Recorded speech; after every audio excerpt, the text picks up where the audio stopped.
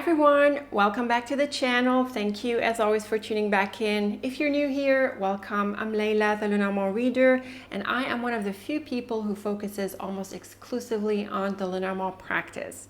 Welcome to a new tutorial. In this tutorial, we are going to explore some combinations that describe a place, and by that I mean a physical place. So we're going to look at the general cards that point to a place, these three cards in here, and then we're going to do some amazing combinations so you can discover how specific we can get with the descriptions of a place. And then we're going to go over some amazing combinations that help us get really specific with the kind of place we're trying to describe. And stay tuned till the end of the video because I am going to quiz you and ask you how you might describe certain places. So let's go ahead and get started with the general single cards that point to a place. The first card that comes to mind is the house. The house is obviously a physical space representing the home, your base, but the house is also really good to describe smaller spaces, private spaces, and the idea of being indoors. So the house in different combinations is going to suggest a smaller space. The next card that is generally associated with places is the garden. Now the garden is associated with open spaces, so it is more public than the house. So you can see how we can use these cards to contrast different kinds of spaces. The garden is also associated with meetings and community, and the house can be associated with that. It's just that the garden is a bit more public, so it tends to bring in more people into the picture normally. It is also sometimes associated with the workplace, whereas the house in the context of work would point to your smaller group, so it would be appropriate to represent the team that you're part of within the job, like your smaller group, whereas the garden is a bit of a bigger group. It is also associated with events, and so in different combinations it would point to events. Now that's a little bit different from a specific place, and we're not going to focus on events specifically in this video, but you can see how by extension of the garden you can associate a public place or a bigger place with something like an event. The garden is also the card of connecting with others because it is the card of community. And so it often suggests networking and connecting with others and going out there and being with people and doing things. The third card that is about a space or a place is the mountain. Now the mountain is a little bit different than the house and the garden. The mountain is more of a qualifying kind of card. It suggests that the place that we have in mind, that we're talking about, is abroad or away from where we are. The mountain brings an element of distance and borders, and so when we have the mountain by itself, it suggests a place abroad. But if we wanted to get specific about the kind of place that we have in mind in this place abroad, then we would need other cards to qualify this, in the same way that the mountain qualifies place cards and place combinations as being abroad. Now, I also use the mountain to represent the online world. You might agree with this interpretation, you might not. There are different ways you can adapt the essential meaning of the cards to apply in different contexts, new contexts, and in situations that didn't exist at the time the cards were created. So this is up to you and your interpretive imagination. For my part, I take the mountain to represent either a place abroad or a place online. Now the mountain is also associated with obstacles, and I think you can see why. You know, when there is this big mountain in front of you, it's like something in your way. So the mountain does have that aspect as well. And in fact, for the most part, Lenormand readers will read the mountain as more of an obstacle than a place abroad. For me, I sort of go 50-50. It depends on the context and on the cards that are next to the mountain. So with this said, let's combine just these three cards together before we get into other combinations to be more specific about what the different places are. Now the house and a garden, for example, would be a house with a garden. I also think it's a good combination to represent the idea of a gathering, probably with family, friends, maybe the team on the job, other groups that you are part of. The garden brings an element of activity to the house, It can also describe the house, suggesting a house with a garden in a very literal way, but also adding that sense of activity. I also don't think that the order of the cards or directionality matters in this context. I think it's pretty much the same. We can also combine the garden and the mountain. So here, this can be a gathering abroad. It can also be a gathering online. It could be like a social community or a community online. This can work. And again, I don't think that the order of the cards matter.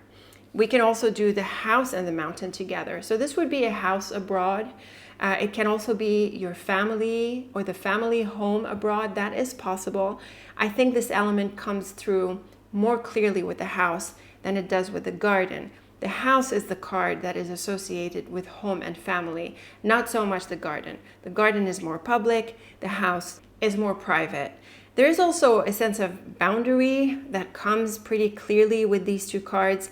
Each of them has it, but the house can reinforce it because the house is a card of privacy, whereas the mountain is just that element of distance. The garden is not so much about privacy and the idea of being indoors, obviously, because it's the opposite. It's the idea of being outdoors. In this sense, the mountain and garden, as well as other cards that are connected with nature, like the tree is what comes to mind. This can be something like hiking trail or going places outdoors, doing things outdoors. These ideas can come through. Again, these are more activities or events and not so much a specific place. But I have to say the idea of a mountain trail or a hiking trail, these are fun ideas that you can bring out of the cards. Maybe with third cards like the rider is what comes to mind in order to become more specific about the places and spaces that you're interested in. And what mainly guides that is either the question or something personal to your reading or additional cards, like we said. So these are the three main cards that represent the idea of place. Again, the mountain is a little bit different in the sense that it just suggests that the place is abroad, so it's more of a qualifier more than anything else.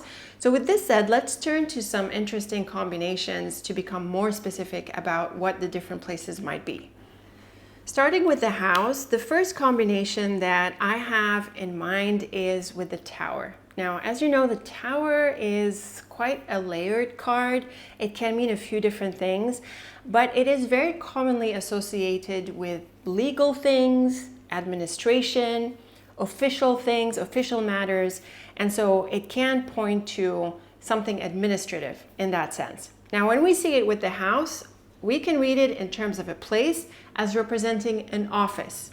It can be a government office, it can be any other office, it can be an office somewhere in your workplace. That can depend on additional cards or the context that you're reading in. If we had something like the bear in addition to the tower, we might suggest something like the CEO's office or the boss's office or perhaps the president's office and things like that. So I think that the tower with the house is a pretty good card to suggest an office of sorts. The next combination that I have in mind with the house is with the flowers. So getting a bit creative here, the flowers, as you might know, is a card of creativity. It is a card of abundance. It is also the card of beauty and aesthetics. So with the house, it might represent a place like a beautician or a beauty shop. It can also represent something like a spa. Maybe with the fish, because it's a water card, we might suggest a spa. But the idea of the flowers with the house by themselves, I think, is quite good to suggest the idea of a pretty place, a place where you attend to your aesthetics, like a beautician, possibly a hairdresser, these sorts of places. Now, of course, this might sound a bit specific, but again, what drives your interpretation across the different possibilities is the context or possibly additional cards. The third combination that I have in mind with the house is with the fish. Now, the fish, as you know, is the card of money, finances, all things practical. It is also the card of business and enterprise. So with the house, it quite often suggests either a home-based business, a smaller kind of business. It can also represent something like a shop, a retail shop. I don't think it is so much a bank. I think with something like a bank, you might want the tower. The tower would better qualify the idea of a bank. And yes, you can take the tower as a place, but it is also one of those more nuanced cards that qualifies a place more than anything else. If you had something like the house tower and the fish, it can be an office in a bank, it can be an institution that is related to finance and things like that. So again, the idea of the fish with the house represents a place that is more related to business matter, money matters, and the sort of place that is connected with these matters. Now let's move on to some combinations with the garden. Like we said, the garden is a more public space. It is more open. It is not private like the house. And so here we have different sorts of places that can be described by the cards, the garden and other cards. The first one that I have in mind is with the book. So the book with the garden can very clearly represent something like a library or a classroom. There is this idea of a learning environment. And of course, there are plenty of learning environments. And so this can come down to this very specific considerations that you might have in mind. But more broadly speaking, the library and garden are pretty good to describe the idea of a classroom or a library. The second combination that I have in mind in terms of a place that we can describe using the garden is the idea of a cemetery. Now, the coffin is a pretty straightforward card to help us describe a cemetery. You might like an additional card to represent something so specific. Possibly the cross can work out here just because it's very obviously used as a symbol in cemeteries. And I appreciate that, the cross is Christian and not everyone is Christian, obviously, but what you can do is use this symbol and stretch it across the different religions, the different spiritual schools, just by way of stretching the cards. I know some people get a little bit hung up about some limitations that might come with the card, but I don't think you need to feel that way because your interpretive imagination is up to you. It is great that we have just 36 cards and that we can really stretch the cards across different areas and in different combinations. So the garden with the coffin and cross might be a pretty good triplet here to suggest a cemetery. And even with the coffin, it can work. And maybe for some of you, you might like just the cross and the garden. It depends how you see it, but based on the essential meaning of these cards in combination with the garden, any of these or all of them work pretty well. Another combination that I have in mind for you with the garden is the idea of a hospital. Now, the hospital is often represented by the lily. The lily is a card of health for many Lenormand readers. For my part, I tend to see the lily mainly as a card of life path and career and less often as a card of health. But I still allow for this interpretation depending on the context, depending on other cards. And so it's very commonly used to describe a hospital with a card like the garden. You might like this, you might not, you might prefer possibly the coffin to represent a hospital, right? Because the coffin is also associated with illness in general. So the lily or the coffin can work well. And in fact, you could do all three. This might be more specific. You might be more inclined to see this triplet as suggesting a hospital when all three come together. So this too is a really helpful interpretation to be specific about the kind of place. The next idea that I have for you is a gym. Now with the gym, I like to use a rider. Another possibility is to use the whip. Now a lot of people like the whip for something energetic and athletic. It is often a card of sport. I feel that because the whip is such a challenging card, I don't feel I need to use it to represent something as pleasant as a gym. And instead, the energetic aspects of the rider can be used to represent a gym. So, this idea of running, cardio, exercise, and even agility, so things like gym classes and so on, all of them can sort of work really well with the rider. But obviously, if you want to use the whip, it can work pretty well because of this element of practice and repetition, and it's also pretty strong and aggressive. So it can work out well in the context of a gym, in the context of exercise. You might use all three, you might use either one in a pair with the garden. Now, just to add an extra dimension to this, I have an idea here that I can share with you. By adding the ring, we might suggest something like a gym membership. Do you see how this comes through? So the ring is a card of commitment, involvement. It also has that element of repetition.